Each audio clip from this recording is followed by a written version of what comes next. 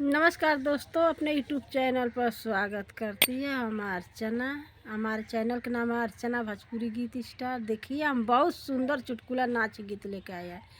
पसंद पर इस चैनल के लाइक शेयर सब्सक्राइब करिए। सब दीदी भैया सपोर्ट करके आगे बढ़ाया, वैसा हमारा भी सपोर्ट करके आगे बढ़ाइए। हेलो दोस्त, नमस्ते, प्रणाम। अपने यूट्यूब पे स्वागत करते हैं। हमारे चैनल का नाम है विद्या गोरखपुर। विद्या गोरखपुर चैनल पे जा रहा चुटकुला नाच गीत। अगर आप लोग के पसंद पड़ी तो आप लोग आगे बढ़ाइए, पूरा शेयर कर दीजिए, प्यारा सा कमेंट करके बताना ये गीत कैसा है। आप फुल आवाज करके सुनिए।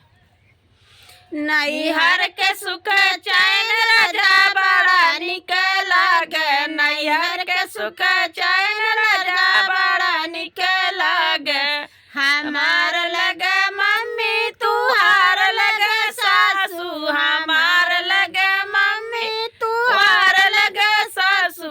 लालन के लगे नानी राजा बड़ा निक लागे, लालन के लगे नानी राजा बड़ा निक लागे। नैहर के सुख चैन राजा बड़ा निक लागे, नैहर के सुख चैन राजा बड़ा निक लागे।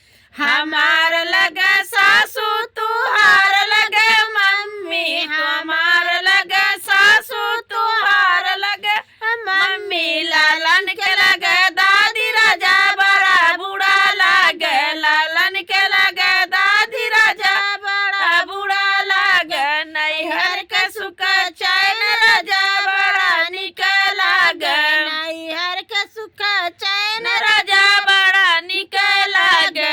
हमार लगे भाभी तोहार लगे सरहज, हमार लगे भाभी तोहार लगे सरहज। लालन के लगे मामी राजा बड़ा निक लागे, लालन के लगे मामी राजा बड़ा निक लागे। नैहर के सुख चैन राजा बड़ा निक लागे, नैहर के सुख चैन राजा बड़ा निक लागे।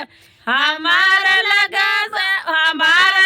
जेठनी तुहार लगे भाभी, हमार लगे जेठनी तुहार लगे भाभी। लालन के लगे बड़ी माँ बड़ा बूढ़ा लागे, लालन के लगे मम्मी बड़ा बूढ़ा लागे। लालन के बड़ी मम्मी राजा बड़ा बूढ़ा लागे। नैहर के सुख चैन राजा बड़ा निक लागे, नैहर के सुख चैन राजा बड़ा निक लागे।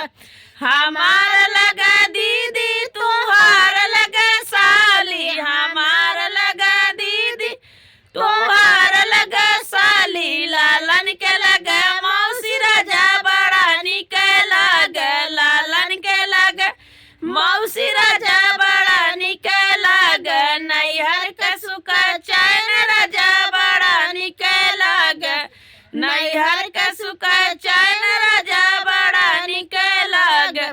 हमार लगे ननद तुहार लगे बहिना, हमार लगे ननद तुहार लगे बहिना। लालन के लगे बुआ राजा बड़ा बूढ़ा लागे, लालन के लगे बुआ राजा बड़ा बूढ़ा लागे। नैहर के सुख चैन राजा बड़ा निक लागे, नैहर के सुख चैन राजा बड़ा निक लागे।